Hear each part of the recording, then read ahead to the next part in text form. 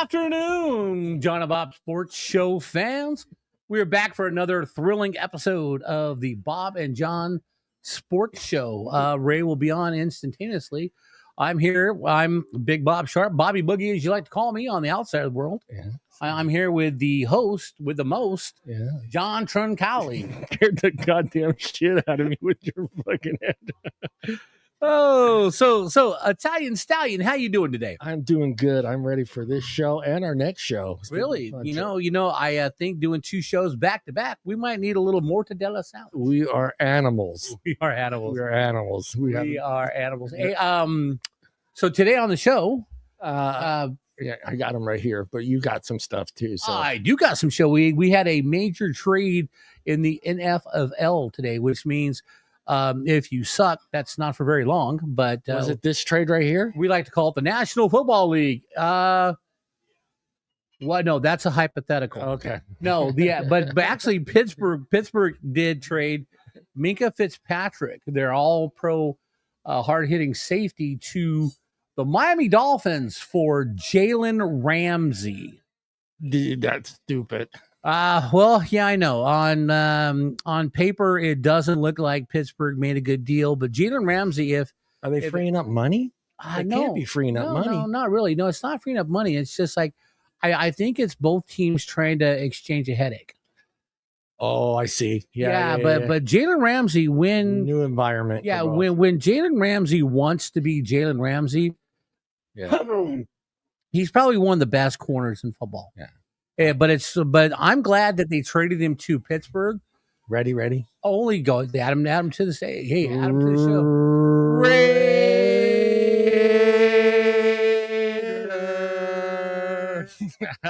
Hold on now. You Hell know what? yeah. I forgot a spot. We got to keep our Twitter folks happy. There we go. Keep Twitter.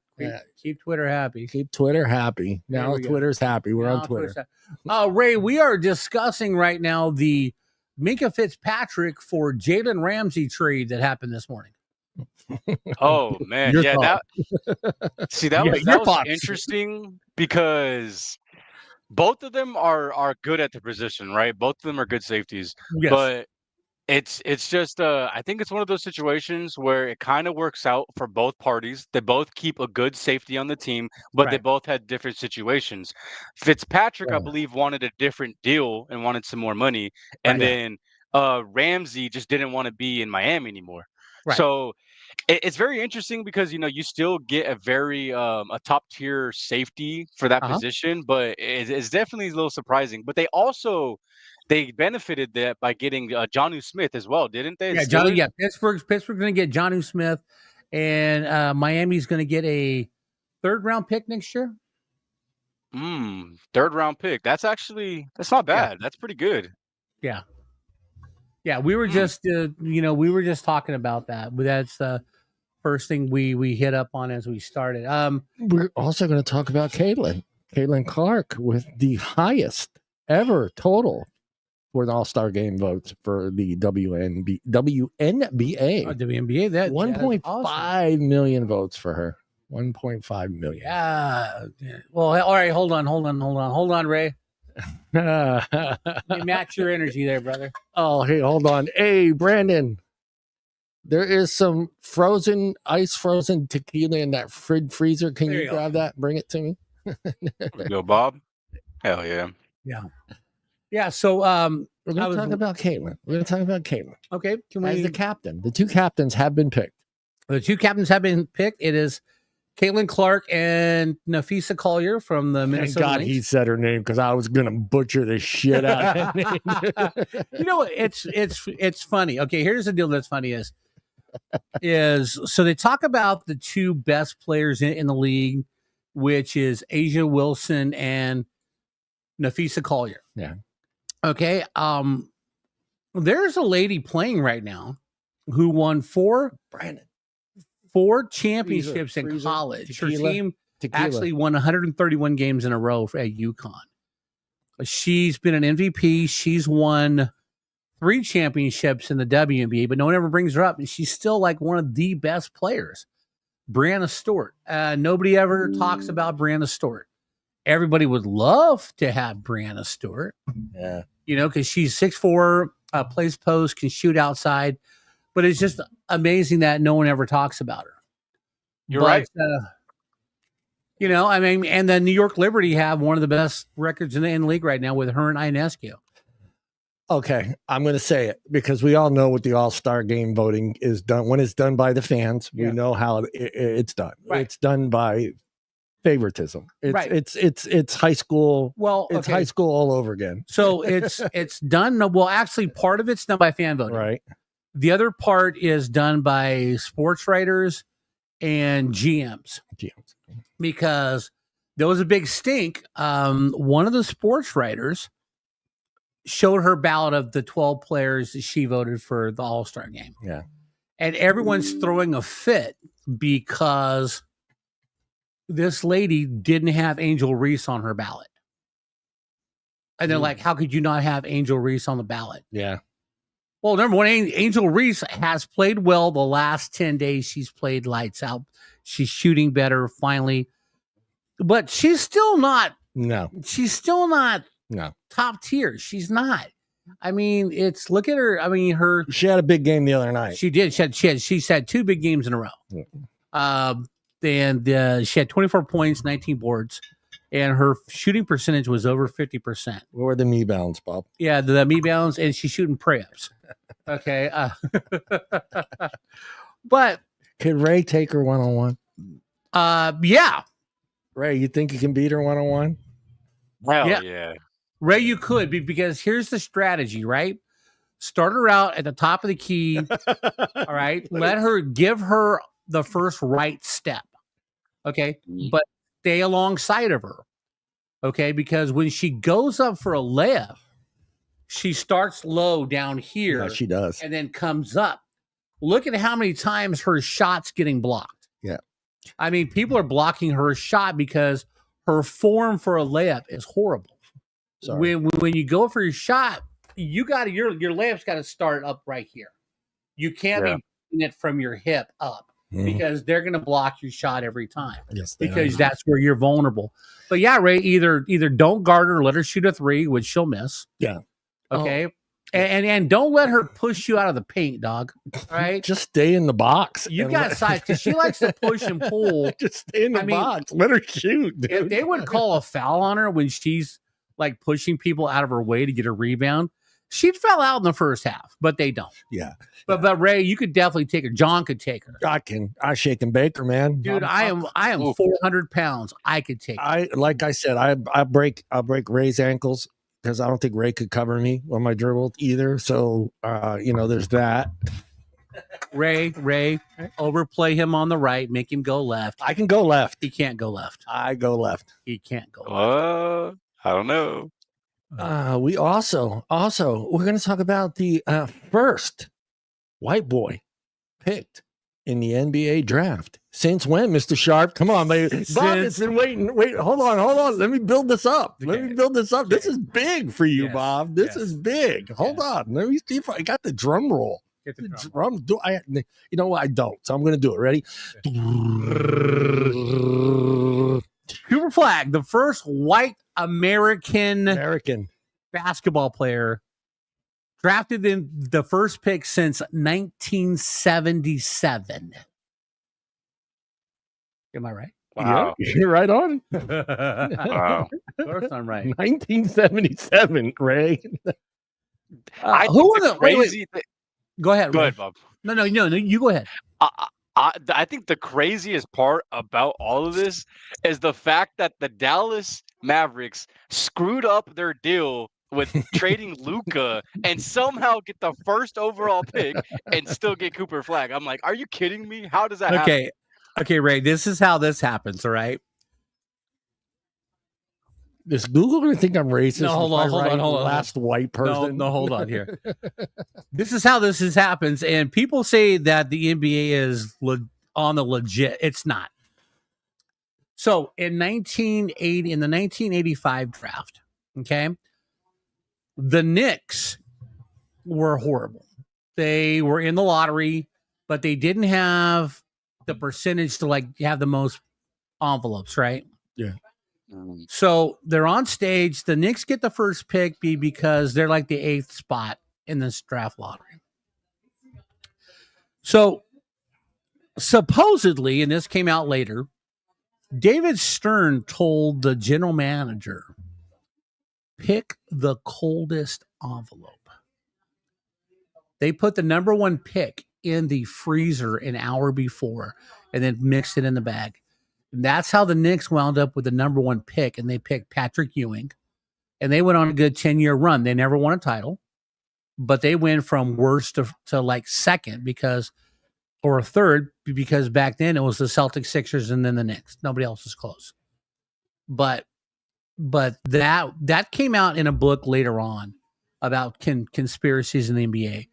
I think part of this deal with Luka, getting rid of their best player, I think part of the deal behind the scenes was the NBA going, look, make this deal. We need Luka in LA for an audience. Okay.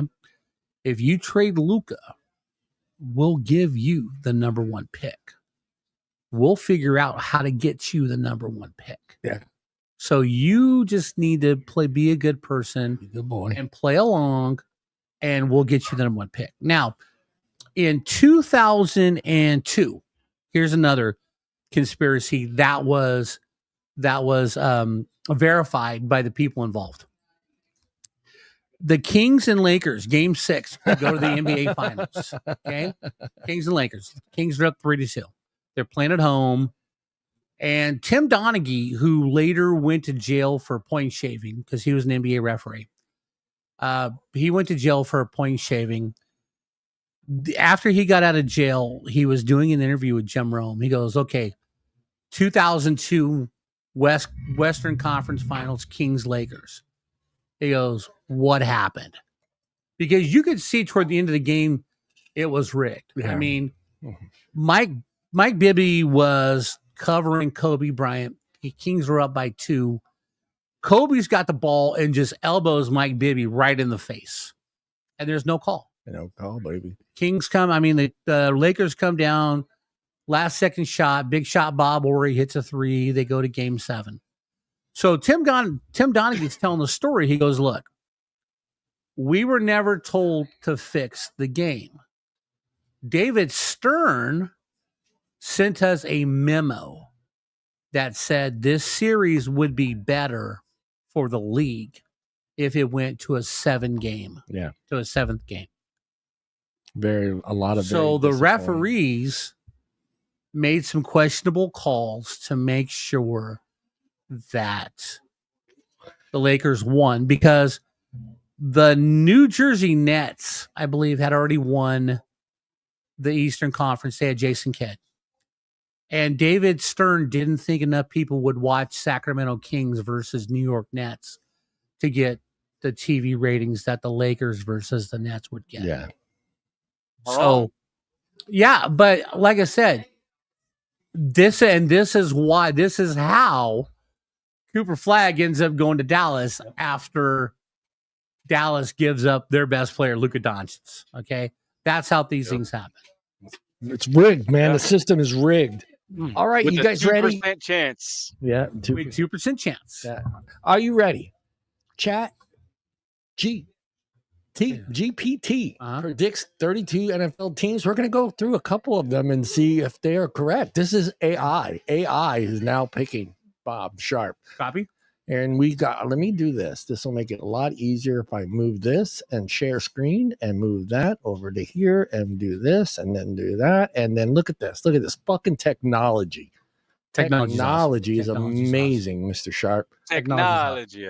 The Buffalo Bills are predicted to finish the 2025 regular season with a dominant 13-4 record and maintaining their status. I see no problem with that. I think that's legit. High or low? Is spot on 13-4? Is AI correct, Mr. Sharp? I possibly would go 14-3, but I don't have a problem with 13-4. Ray, do you have a problem with the 13-4 record from the Bills? I think that's a pretty good spot right there. I think I'll agree with that. AI. Oh, so far AI is on the money. AI is on the money. Mr. Bob, you see a team that you want me to go jump Well, through? just do 31 real quick. See who's on 31. Go all the way to okay. 31 is going to be the New England Patriots. Oh, okay, now we have to go. The New England Patriots are expected to bounce back strong with a 12. No, not 9. No, 12-5. 11 wins extra this season. My bad. 8 wins extra. That's crazy. Dude, I would give them at best 9 and 8. Yes, I agree. Yeah. I agree. Who's next? That's crazy shit. Wow, crazy 12-5, and you can't forget what division they're playing in. By the way, no, right? They're playing. They gotta beat the Bills. They gotta beat the Dolphins. Like, come on, and they gotta beat the Jets. And the Jets. Well, that's 2 wins Jets. there. You don't know what they have this year. Yeah, right. Miami Dolphins 8-9 record. That's fine. 8 and 9's fine. 8-9, good. I got no problem. 8-9. All right. Yeah, I mean, I might give them one more win, but that's still right there in that range. I'd give it to them. That 9 and 8, 8 and 9. Yeah. The Jets 5-12 record. Whoa. I would give the Jets probably at least 7 to 8. I was going to say 7 or 8. Yeah. 7 I to 8 agree. I agree. 7-8 wins. AI. Ooh, 13-4 with Lamar Jackson. The Baltimore Ravens are predicted to match their best record in the AFC. Mr. Ray, 13-4. I'll agree with that. I'm probably going to go 11-6 only because I think Pittsburgh's going to be better with Aaron Rodgers, and they got to play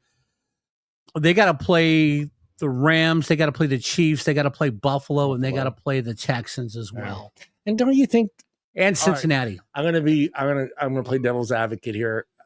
You don't feel like the league has figured him out by now? Well, is he better than the league? No, I think the league has figured him out, but the problem is what have they done in the offseason to make themselves better than they were last year? True. Let me ask you the same question, Ray, but do you think if they actually utilize their running game more, they have a better chance of moving forward in the playoffs? As well as So I think that their run game was good last year. It was better than it kind of was the last previous years when they added Derrick Henry, because you didn't know who was going to take off with the ball. Was it going to be a strong Derrick Henry, or was it going to be a quick and fast Lamar Jackson? Do I think the league has him figured out? I think for the most part they probably do, right? He's been in the league for a while now. Sure, he's gotten better at passing the ball, but he still loves to take off with his legs when he finds those opportunities. So I think, the league kind of understands his game, his play style. I think their run game was fine last year. I honestly, I think that Lamar just has to show up in the big moments when needed for them to really win the games. He can't afford to make mistakes or crucial mistakes when in the big moments in the big games. That's what I feel like it comes down to. He needs to play his best ball when it matters, and we haven't seen that from him yet.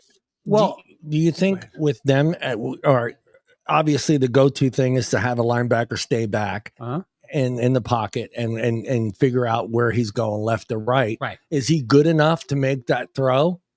I think he probably could be, but if I'm John Harbaugh this year, the first 8 games, the first half of the season, I'm telling Lamar, we're not going to run you as often as we do, because I think him taking a lot of hits early in the season slows him down at the end of the season. I mean, he's already been hit with the ugly stick. I know, but I mean, when you get hit, your body takes the hit. So toward the end of the season, man, your legs are gone and all this other. But I think if they want to be effective, the first half of the season, don't let him run the ball. Don't do any design runs for him. But if I'm a defense and I've got tape on him, I'm throwing 8 in the box. I'm going to rush 5, keep 3 close, stop the run, and make sure I've got 3 spies so he can't scramble out of the pocket. I'm going to force him to throw the ball. Who do they have as receivers? They got Mark Andrews. They got Likely. Zay Flowers. Zay Flowers, right? So there's not. They just added the receiver during this offseason that Kansas City had. Okay, but I know who you're talking about. Was it Marquise Hollywood Brown? Was that who it was? Yes, I think so. Because he left. Or DeAndre Hopkins. No, DeAndre Hopkins. That's who it was. DeAndre Hopkins went to the Ravens? Yes, correct. Oh, then they're going to suck. Automatically. Look, DeAndre Hopkins back when he was with the Texans, because he was the number one guy, he was good. But DeAndre Hopkins hasn't had a great year in 6 years. Yeah. Okay, so you're looking at a washed up DeAndre Hopkins waiting to make a name for himself. All right. Are you ready for this one? I am. 10-7. Joe Barrow. Yeah, you good with 10-7? Yeah, only because of their run game. But if Shamar Stewart signs, I'll move him up to like 12-5. Ray. 10-7, Ray. I like 10-7. I think 10-7 is actually perfect. That's where I predicted them to finish their season. So I agree with this. They don't play the Patriots first, do they? No, I'm not sure who they play first, but to set the whole season. No, but they do got to play Pittsburgh twice and Baltimore twice. Dude, that was just the weirdest fucking game too. Yeah. They got the Steelers. I can see 10-7. 10-7. 10-7. I can see 10-7 with the different quarterback with Aaron Rodgers. Right. AI doesn't know yet. AI is still trying to figure out where Aaron Rodgers is going. No, it's Aaron Rodgers. Cleveland Browns 3-14. Even though they're going to be 3-14 because of their offense, not their defense. Yeah. They picked up a stud on the outside to go with Myles Garrett, but they are such a fucking train wreck. It's a mess just in the quarter. I mean, look, I'm not exactly. Look at the quarterback room. Yeah, it's just a mess. You got Flacco, Kenny Pickett. You drafted Dylan Gabriel and Shedeur Sanders. That tells you right now you have no idea what you want. Yeah, and Shedeur Sanders. No, it's not Shedeur Sanders. The other guy, what's his name? The one. Dylan Gabriel. No, Deshaun Watson. Yeah, he's taken Shedeur Sanders under his wings. That was the article I read today. I was like, look, is that a good thing? Or is Shedeur, look, Shedeur, you got money, you got NIL money, now you got pro money. I'm going to show you the best massage parlors. I'll show you where you get that happy ending, man. Yeah, it's only extra 20, regardless if she wants to give it to you or not. You got that record though, 3-15. That's I horrible. Gotta say. I think they'll get 5 games. 5 games. I think they'll manage to scrape out a win or two that you don't really expect them to. But 3 wins is crazy to me. I think Joe Flacco alone gives them 3 wins. Yeah, I think he does too. But I mean, exactly. Yeah. You can't help but feel. I have a lot of Facebook friends that are Browns fans, and I have to see it every week. And I love them all. If they all watch this, I love them all. They have a lot of charisma. They're spunk. They put the memes up. Everything's great, but you got to feel sorry for those fans. Wait. No, I don't. Come on. I was a Rams fan in the 90s. Yes, you and me both. I went through it too. From 1991. Said 1999, the Rams lost 99 games. Yeah, it was horrible. That gave the opportunity for the 49ers to surpass us finally in wins against each other. Through the 90s. But at least we did capitalize on some good first-round draft picks. Yeah, I don't know. Maybe it's just me. I'm one of those guys. Ray, do you feel sorry for Browns fans? I went through it, John. We had that female owner who didn't know shit about football. Hey, I'm going to be honest. A small part of me says yes, but then the other part of me that's had to be dealing with the past 20-something years of just either trash or mediocrity. Yeah, just win, baby. Everyone goes through like that time frame, So they were. I had to look it up because I really thought it was farther back. But 2023 was their winning. You see, they went 11-6, and did they win a playoff game? Yeah, so. 2023? Yeah, 2023. I thought it was later, so I don't feel sorry for them anymore. Yeah, look at that. Here we. Oh, wait. We gotta go back. Texans. 10-7. That's fine. That's good. Right. 10-7. Texans. They could possibly be 12-12 12-5, depending on if they can find someone to go along with Nico Collins. All right. I say 10-7 looks good, but I'd be willing to give them one more win. One more win. Yeah. The Jags 9-8, Mr. Sharp. Only because they're playing in a bad division. Yeah. I would 9-8 is fine, but Trevor Lawrence has to do something this year. I think they gave him a boatload of money last year. Trevor Lawrence has to do something. He throws a nice ball. Yeah, but he throws it to the other team. He throws it to the exactly. Exactly. It's within the area, right? It's within the area. Yeah, I don't think anyone wants that. Colts 8-9, Mr. Sharp. Look, the Colts right now can run the ball with Jonathan Taylor. Here's the deal: if you want to go better than 8-9, you take Anthony Richardson out of the quarterback position and you convert him to a wide receiver. I don't know what you do with him, but you get the next guy up. Anthony Richardson is not a pro quarterback. Ray, 8-9. Yeah, I actually think that 8 is probably their peak for like the most amount of wins that I would give them. 7 or 8 wins is how much I'd probably give them. No matter, I mean, I can't say no matter who's at quarterback, because I do think that as bad as Daniel Jones is, I think he gives them a better chance than Anthony Richardson. But I think 7 or 8 and 9 is okay. 7 to 8 wins. Ooh, Titans 5-12, Mr. Sharp. Yeah,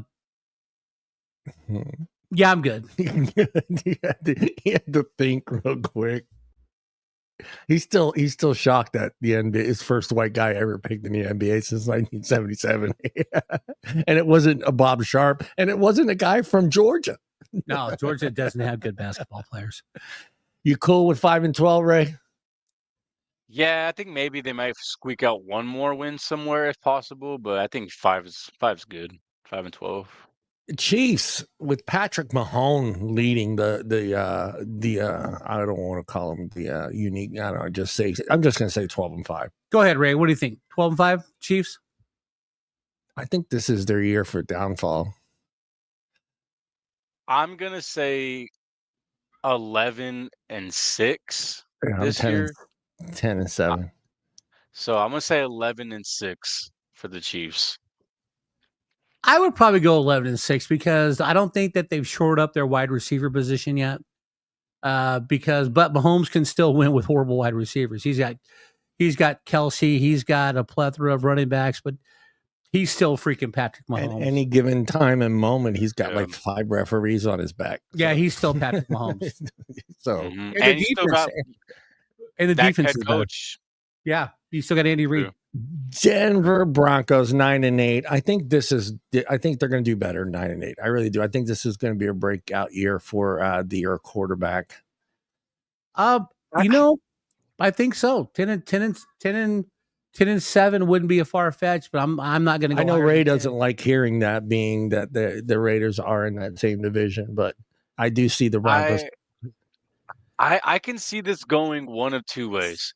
Either obviously, right, there's only 2 options, I guess it could really go, but either they're going to be a good 10-7 team fighting for playoffs in our division, or they're an 8-9 win team and Bo Nix has a little bit of that sophomore slump. Yeah, I'm hoping for him to have a sophomore slump type season. Of course you are. Yeah.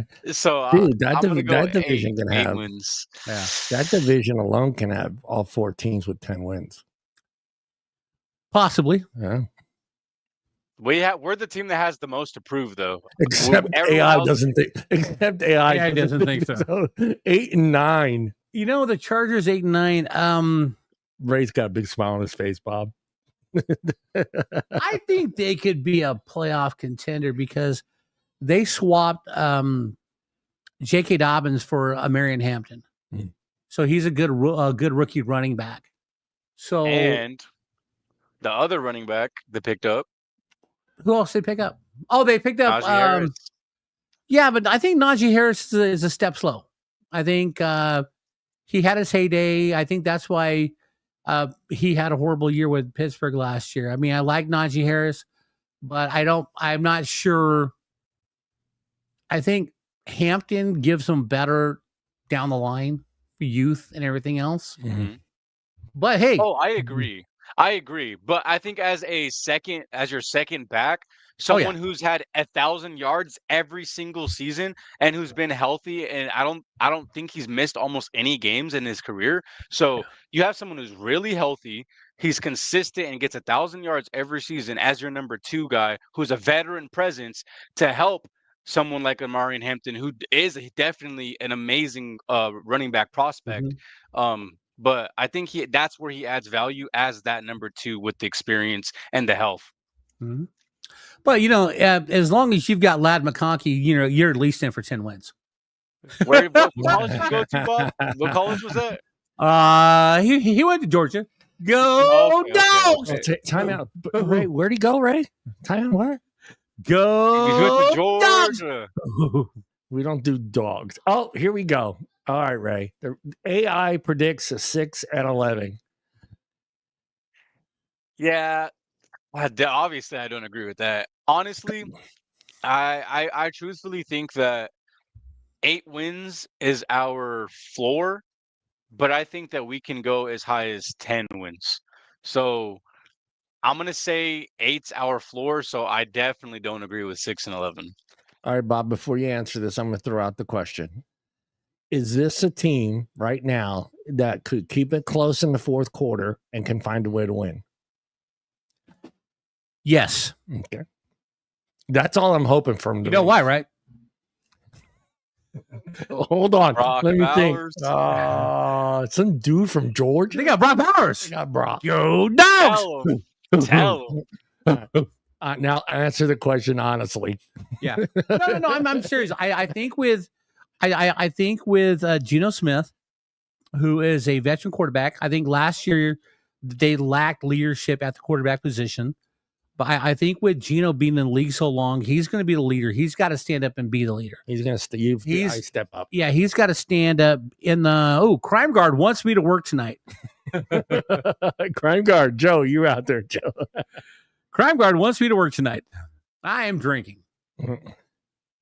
All right. We're good. I'm going to go a little bit better. I can honestly feel like this is their year. I really do. I think we'll find out the first 5 games where the Raiders stand. Mm-hmm. But I'm with Bob. I think Geno's the quarterback that they need right now. I don't know what his 2-minute drill looks like as far as in the past with Seattle. Mm-hmm. I don't know if he's a great 2-minute, but I think if the Raiders can keep teams within a field goal or a touchdown in the fourth quarter, I think they got a shot of winning some games late in the fourth quarter. I feel like 10 wins. See, and look, my quick thing that I want to say is I want to say 10 wins, but that's just me being a Raider fan that wants to say that. Right. I know last season how bad we were as a team. I have to see it first. I have to see it to actually believe I have it. a mute button. But sorry. I would love to put 10 wins up there. Yeah. But I got to see it first. I got to see it first. I think we need to see. I think the first 5 games, I think we're going to get to see what the Raiders are about. Absolutely. I think we'll see what Geno Smith is all about. This one I don't get. I really don't. The reigning Super Bowl champions are projected at 11-6. Mr. Sharp, same team coming back. No, actually, you did lose a couple pieces, but you did fill them in with some rookies. Yeah, and then what's his name's talking about coming back from retirement? Jason Kelsey? Yeah, he's talking about coming back and maybe getting one more ring and then retiring. Fucking ring hog. I'd probably go 12-5, but I don't see a problem with that. Yeah, you good with 11-6, Ray? I agree with Bob. I'd probably go closer to 12-5. Yeah, they got to stop the running game. That's all I'm saying. Mr. Cowboys. Oh, Cowboys bouncing back to 10-7. Mr. Sharp.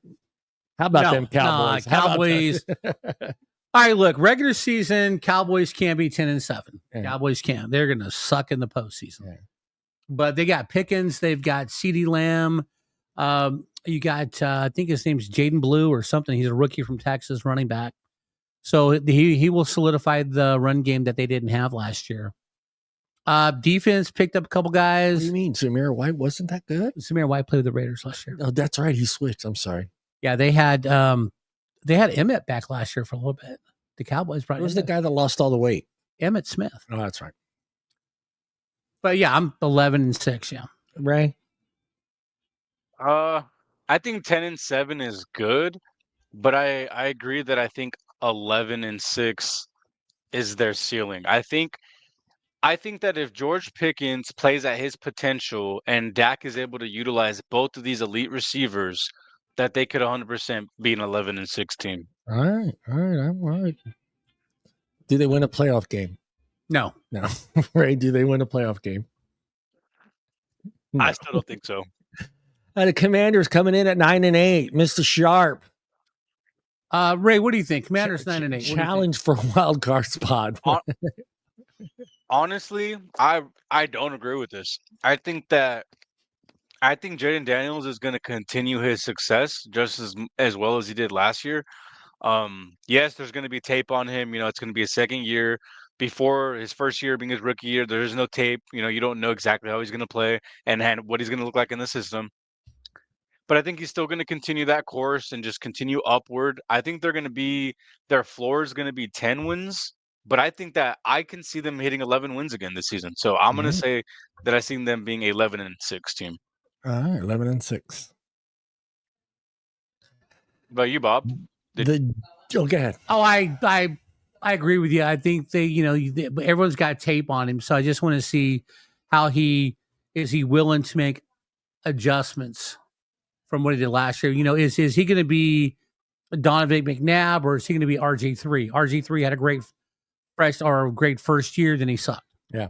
So it all depends on what he's doing in the offseason to make adjustments because he knows everyone's got tape on him. Yeah. The Giants 6-11. Ray. 6-11.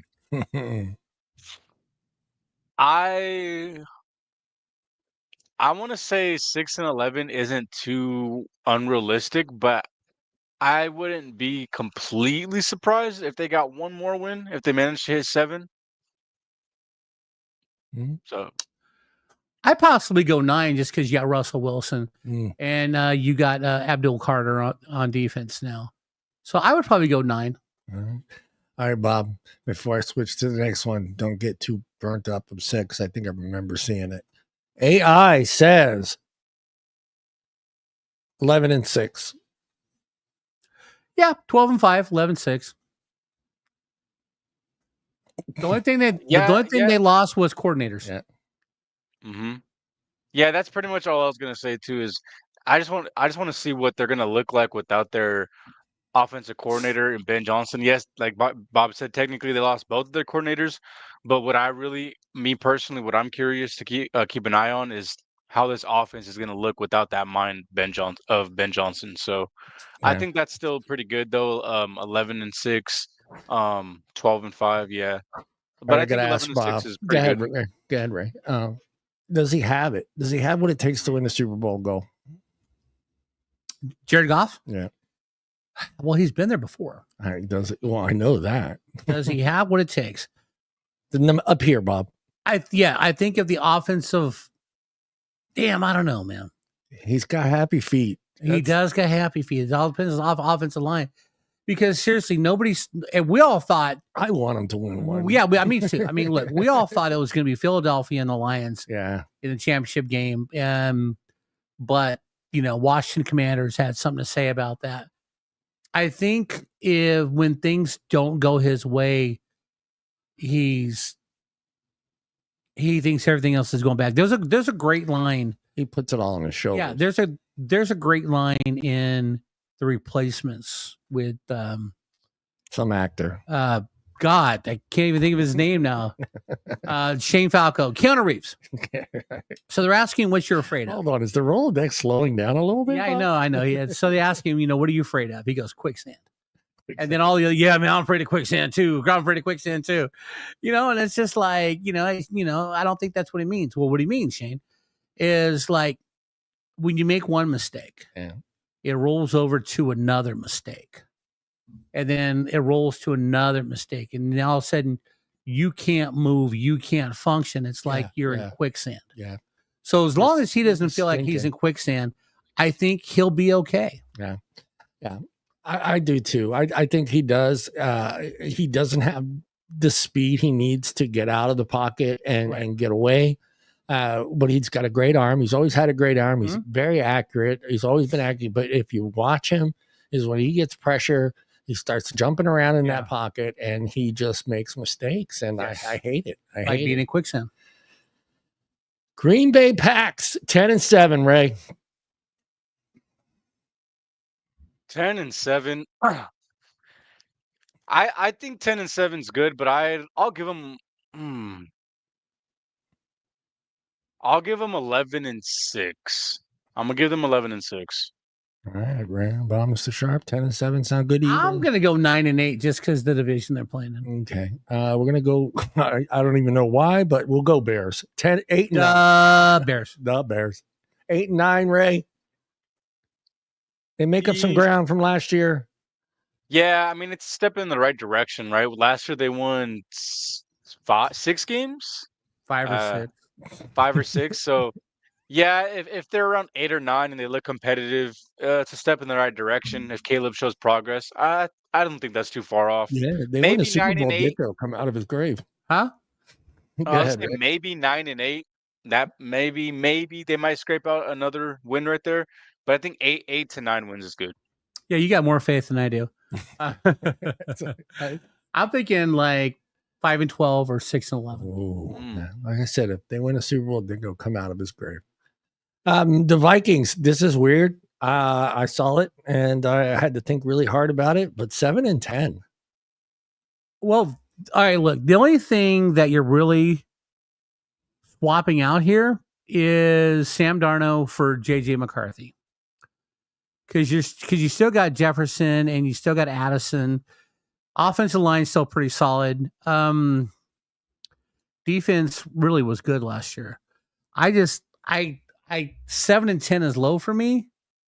I think that they'll probably be at least 10-7. Because they weren't. I'm trying to remember last year. They weren't up there in people's thoughts of being where they were at the end. I mean, well, nobody thought the Sam Darnold would lead them, but the defense was great last year. Ray, 7-10. I'll give them one more win. I think they'll be an 8-10 team. I think that JJ is going to show some promise, but I think he's still going to have those games and those moments where it just shows that he's not experienced enough yet and he falls short. So I'll give them 8 wins. Bucks 10-7. I would probably go 11-6, but the Bucks are going to win the South. Yeah. Ray. You got hold on. Hold on. 10-7. You just me all drunk before the afternoon delight show, dude. All right. You think 11 wins, right, Bob? Huh? You think 11? Yeah, I said 11. No, I'm good right now. Okay. Skull. There we go. Skull. No, we're not Vikings, but we'll Skull. I think that 11-6 is a little bit more accurate as well. I just think that they really have one of the more underrated offenses in the league. So yeah, I think 11-6. It sounds good to me. All right. We will move on to the Canon camera. Atlanta Falcons 9-8. 9-8. I'm going to say yes. I like it. I like it. Yeah, I'm good with 9-8. I'm good too. New Orleans 7-10. Are we good? Nope. More? Less? What do you think, Bob? I'm thinking 7-10. Yeah, 7-10, 6-11. I don't see him winning more than 7 games.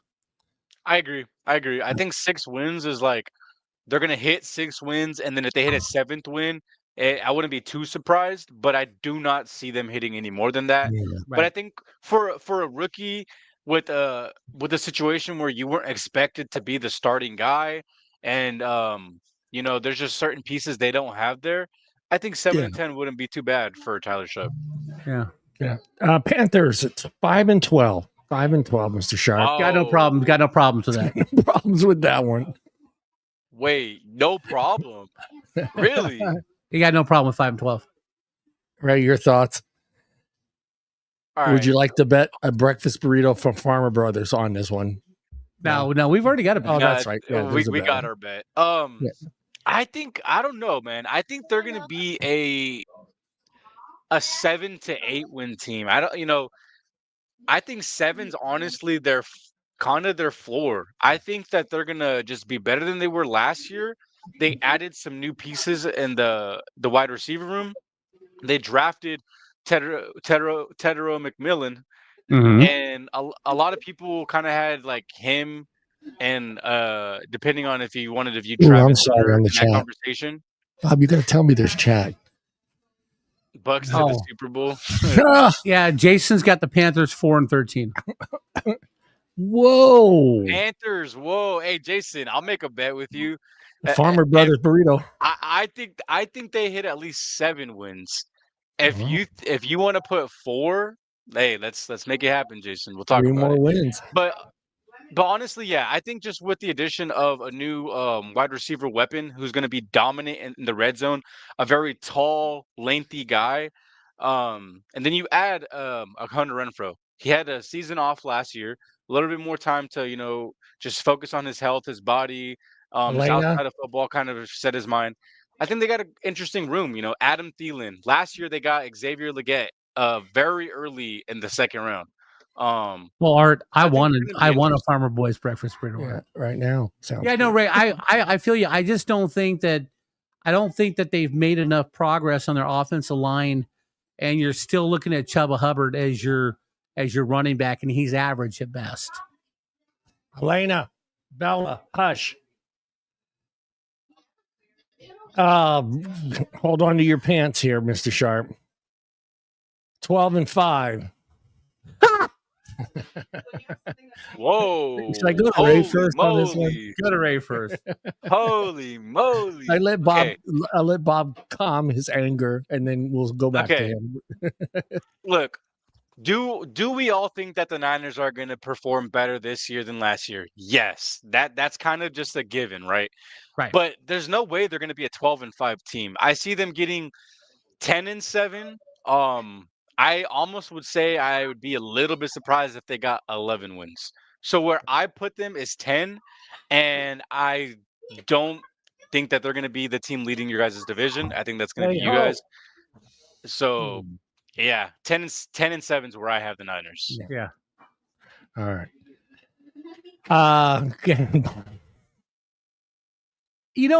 A lot of people I've read are taking the Niners. It's not just AI, too. I know it's not just AI. There's a lot of people taking the Niners.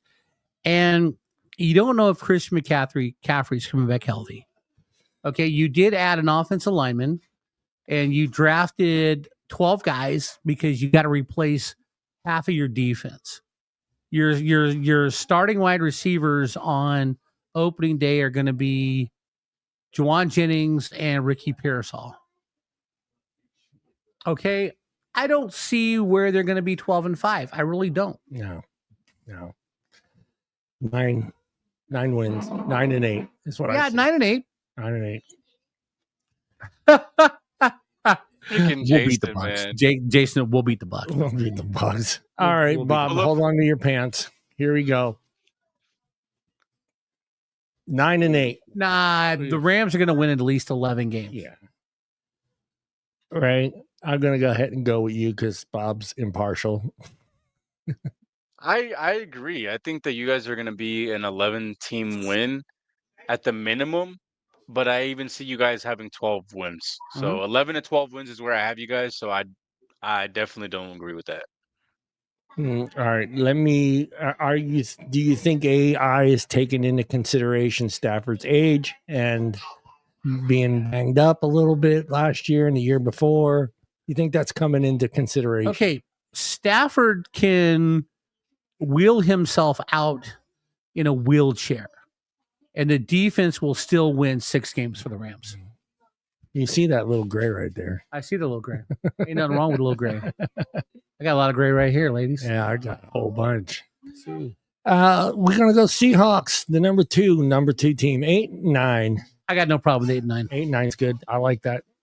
8-9 I agree good with with you, that. Ray. And the last team on the list, the Cardinals, 6-11. I have seen some other articles with the Cardinals going 12-5. Mm-hmm. Whoa. Yeah, it just all depends on their offensive line and defensive line. I mean, they've got the tools on offense to get the job done. I mean, can Kyler Murray lead them? I don't know. Can the defense stop anybody? I don't know. I don't know. I mean, I don't have a problem with 6-11, but I give them one thing. They do show up for the big games. They do show up for the big games, but they seem to be that team again that likes to. I hate saying it because, like, if they're not playing a contender, they're average. When they're playing someone that they shouldn't beat, then all of a sudden they're superstars. Yeah. Yeah, I think they might manage to scrape out one more win. Maybe have 7, but 6 sounds good. 6 to 7. Yeah. I already voted. Cool. And I don't think we can vote anymore because it's pretty much done. Okay. Let me go here. There we go. Let me do this. Yes, we do talk women's sports here, and it's not Brazilian beach volleyball. Like Bob would love to have a 30-minute segment on Brazilian beach volleyball. Dude, have you seen the girls on the Have you seen the girls on the Italian team? Yes, I have. Oh my God. I have seen the girls on the Italian. I'm a fan of the Italians too. There,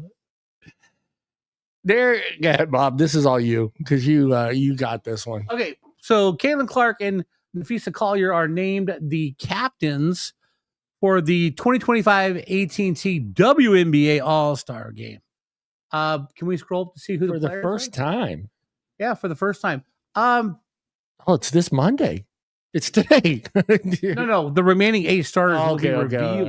Yeah. Today Unite. So what they're going to do is they're going to get all the ladies who qualified for the All-Star Game, and they're going to have a draft. All right, they're going to pick players to see who they want to play with on this All-Star game. Oh, that's how they're doing it. So they're doing it like let's call it playground rules. Yeah, it's just like the NBA now. You know what I mean? I liked it better when it was conference on conference. Yeah, that was awesome. But you got to get the the NBA's attendance isn't that great, so they got to do things. I don't like people. It because I've never been picked last. I don't know what it feels like. Thank you very much. I've never been picked last either. So I don't know how the last person feels about this. Yeah. So the All-Star game is July 19th. Yeah. Okay. So like I said, they're gonna each get to vote. And you will need ABC, Disney, yes. ESPN to watch the game. Yeah, it's okay, whatever. You're watching. Shut up, Bob. You know you're watching. Wait, what time's the game? The game is Saturday, July 19th at 8:30. I'll be at work. Oh, okay. I will not be attending the game. I will not be watching the game. I'll be at work. Yeah, I think it's great. I mean, I think that face it, for those haters who don't want to believe it, yeah, Caitlin Clark is the face of the league. You've got some very talented players coming up as well. Paige Beckers is playing well. Like I said, nobody talks about Brianna Stewart, but she's the best. Yeah. You got Inescu, Asia Wilson, Nafisa Collier. Kelsey Plum left the Aces last year, and she's on the Sparks. I feel bad for her because she doesn't have as much talent. No. Kelsey Plum's a hell of a player. And I have a question. Yeah. Okay, I have a question. Maybe this is why a lot of people don't take the WNBA serious, right? Okay. Hold on, let me get my finger on the button. No. I mean, I'm not gonna say anything wrong. All right. So you see NFL, Major League, NBA guys go. They're walking into the dressing rooms, and some of them got on sweats. They got their Beats by Dre on. Whatever it does. But I already know where Bob's going. It's like it's a fashion show in the WNBA. It has to be. It's right? Fashion's part of the game. They walk them one at a time, 40 seconds apart.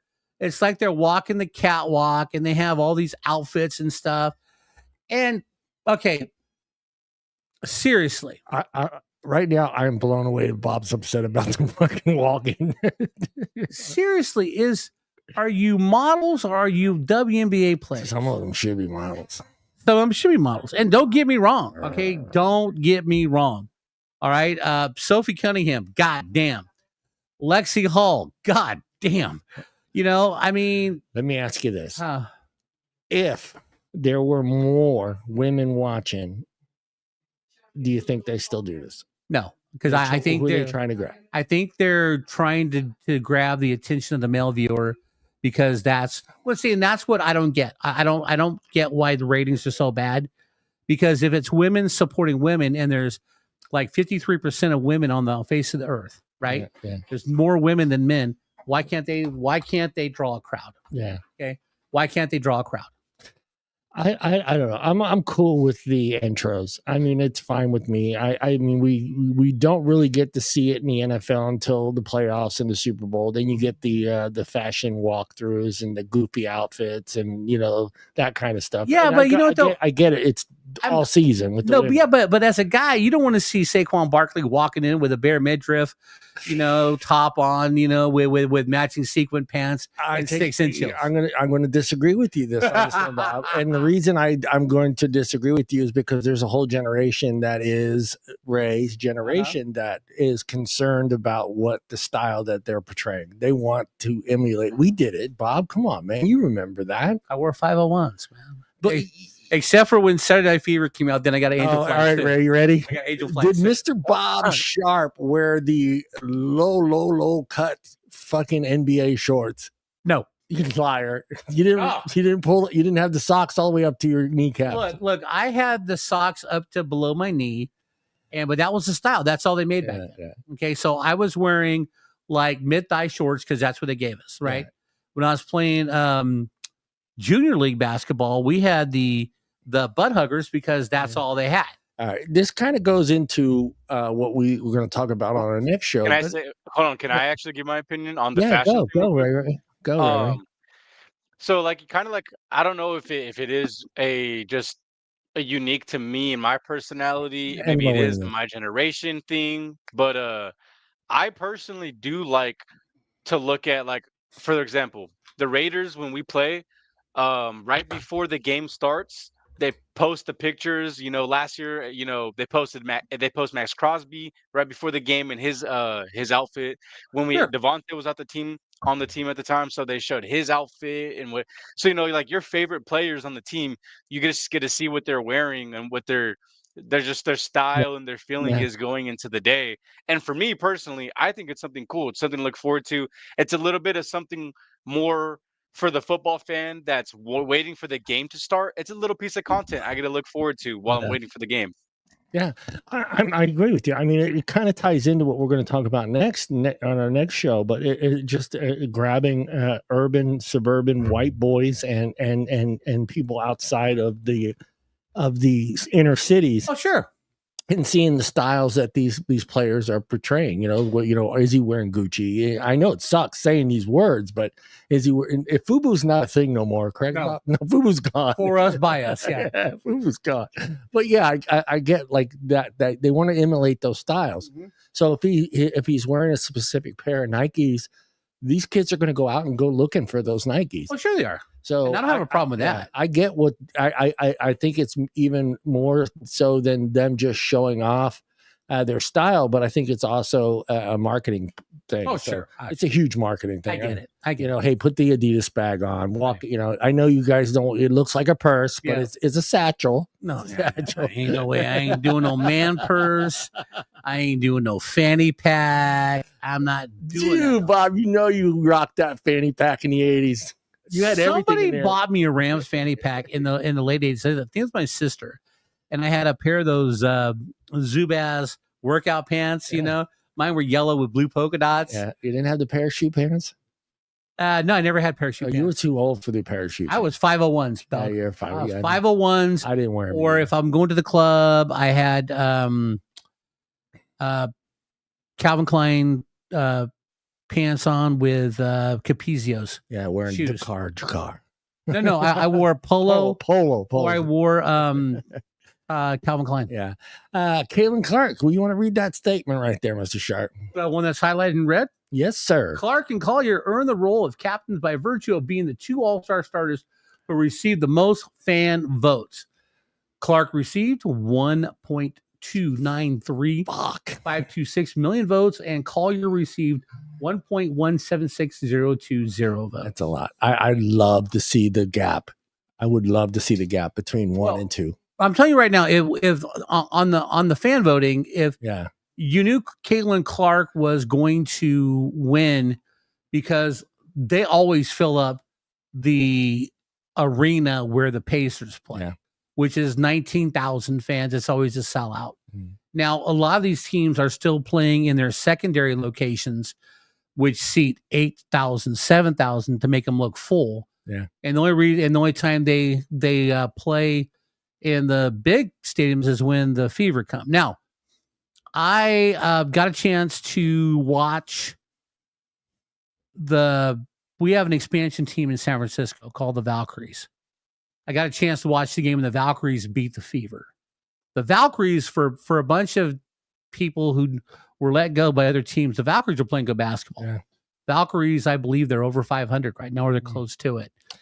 And Mr. Sharp, read the next sentence. The 10 starters were selected from across the WNBA without regard to conference affiliation. Current WNBA players and the media panel joined fans in selecting the all-star starters. Fans accounted for 50% of the vote, while current WNBA players and the media panel accounted for 25% of the vote each. I like that. That's good. That's the way it should be. I think it should be that way everywhere. Well, that's what baseball does. Baseball gives 50% to the fans and the baseball writers. Yeah. Your thoughts on Angel Reese making the 13th most voted person? 13th. She didn't make the cut, Ray. She didn't make the cut, Ray. I'm not like completely surprised, just because the way her image and the way that she's been talked about and just the way people have been talking about her game the past couple of months, she hasn't been exactly a fan favorite. So I'm not too surprised. Like, it shows though, she was right there. Let me ask you a question. Do you think she brings that on herself? Oh yeah, for sure. Most, if not all of it, is on herself. Yeah.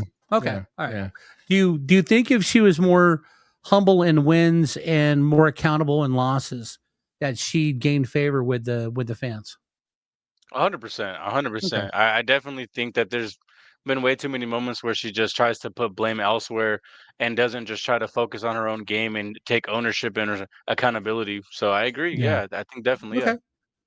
Okay. Yeah, I do. I mean, I'm not going to pretend like I know what I'm talking about when it comes to her. I mean, I didn't get to see her in her college game, so I don't know what type of player she was in the collegiate level to where is there that big of a gap of her playing abilities in the collegiate level to where it is today. And granted, I understand that these are I'll say it. These are pros. These are college players.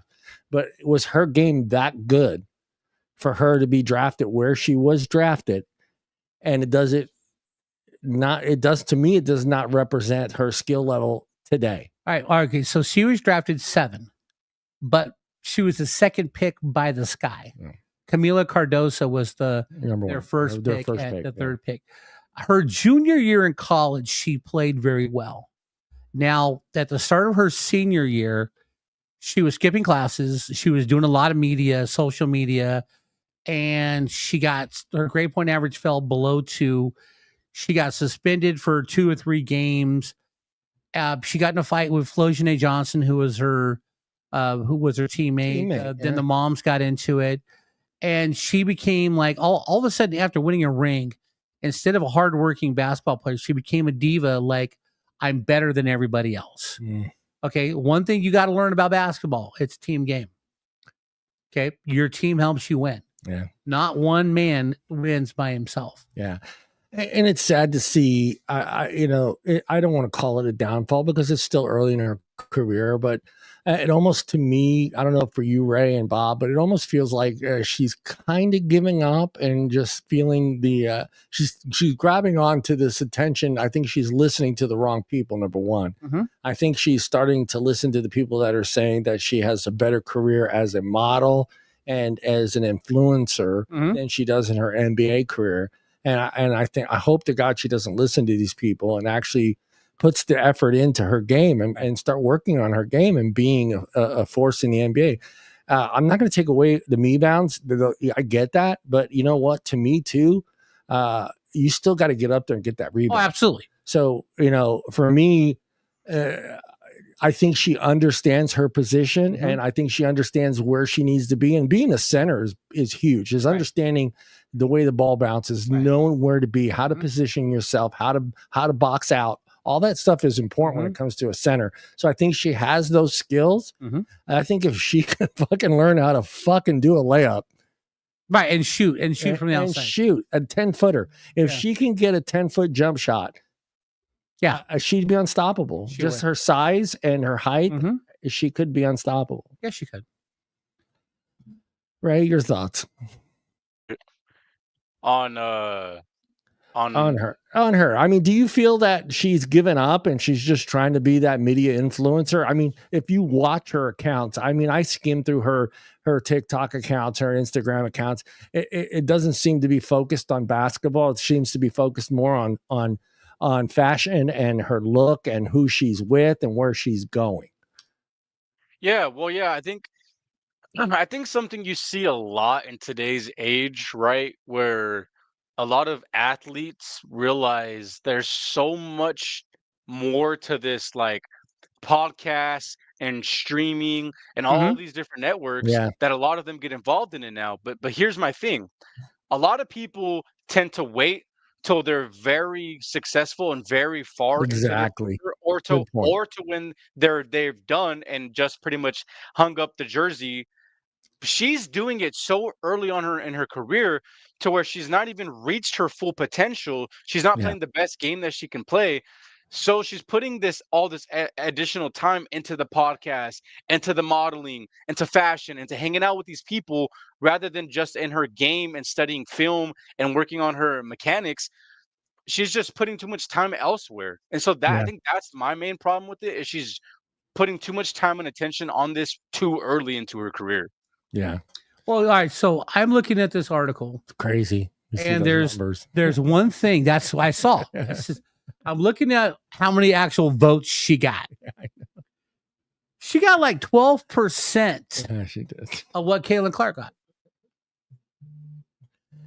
And okay, I'll play devil's advocate because I listened to both sides of this. I listened to both networks talk about this, but I hate them saying, what I hate the most is them saying the league isn't where it is today because of them two. The beef that these two have with each other. I think that was the drama to get people involved. Yeah. And I don't think the league is buying into that and saying, yeah, we need this. We need this rivalry between you and Angel Reese. So let's keep it going. I don't think so. I don't think Caitlin Clark wants anything to do with that kind of nonsense. I think she's that type of player that wants to get out there, do her thing, play her game, and go home. And I don't think she wants to be part of this. Jesus Christ. The last game I watched, I felt like I was watching the 1988 fucking Detroit Pistons, dude. Yeah. I was like, what the fuck is going on here, dude? Yeah, no, they do rough her up. Dude, and okay, not saying that an NBA player would grab somebody's hair and pull them down to the ground. I don't see that, but I wouldn't put it past fucking who? Yeah. Well, no, it's just like, and it's like you said, she doesn't want to be the show off the court. Yeah. Right? I mean, during the off season, she was quiet. She went to the gym. She worked out, practiced her shot. You didn't hear nothing in the off season about Caitlin Clark. No. You golf. Yeah, she played some golf. She played some celebrity golf tournaments. Yeah. But other than that, I mean, she was quiet. She didn't play on that made up 3-on-3 league that, was out there. Yeah. Unrivaled, whatever it's called. Yeah. But you didn't hear nothing about her in the off season. Dude, 3-on-3 full court. Dude, that's some basketball, though. Yeah. I would love to see the pros do a 3-on-3. Yeah, full court. Fuck, that would be awesome. Full court 3-on-3, dude. That's moving. Yeah, it is. Yeah, it is. You got to be in shape. You got to be in shape for that shit. Yeah, you got to be in shape. It's Well, they have that in the Olympics. Yeah, 3-on-3 half court. Well, let's jump. We only have a few more minutes here, but let's jump into the flag football situation in the NFL. Yeah. Do you see any NFL players jumping on board? No. And do you see owners saying, "Okay, go ahead, take your $53 million contract"? No. You don't see No. You don't see you don't see Prescott saying, "You know what? I want to go medal." Nope. Right. You don't see it happening. I think there might be a player or two that definitely want or would like a chance to go out there and do that, but I don't think that they would be given the permission to go do that because it's way too risky. You're not playing for anything compared to what you're take that back. Take that back. Oh, no. That's why I'm changing my words. You're playing for something that they aren't paying you to do. Right. So that's where the problem. There's a little money involved. I mean, there's a couple. You can make the box of Wheaties, right? Okay. I'm going to tell you a story of a guy named Robert Edwards. There we go. A lot of you will never hear of Robert Edwards. I wonder why. Robert Edwards was a promising rookie running back with the New England Patriots in 1998. Going into it was 1990. It was. Dude, I tell you, the Rolodex there must be some sticky pages on there. No, it was 2000 going into 2001 because I was at the 2001. I was at the 2001 Pro Bowl. Yeah. So Robert Edwards was a rookie for the Patriots. He played in the Celebrity Beach flag football game. Yeah, Celebrity Beach. That's different though. That's beach. There's an flag football. Robert Edwards. I remember tore his ACL. Yeah. Robert Edwards was never heard of again. Yeah. And they stopped that. That was on sand, Bob. They stopped that competition. That was on sand. They stopped that competition. They never played that game again. And because you had NFL players. How about a veteran? Nope. A veteran maybe with 1 year left, 2 years left. If a guy just retired, I got no problem with him playing flag football. Okay. Come in. I don't have a problem with him playing flag football. But as far as a current rostered player, no, absolutely not. All right. He won't attack you.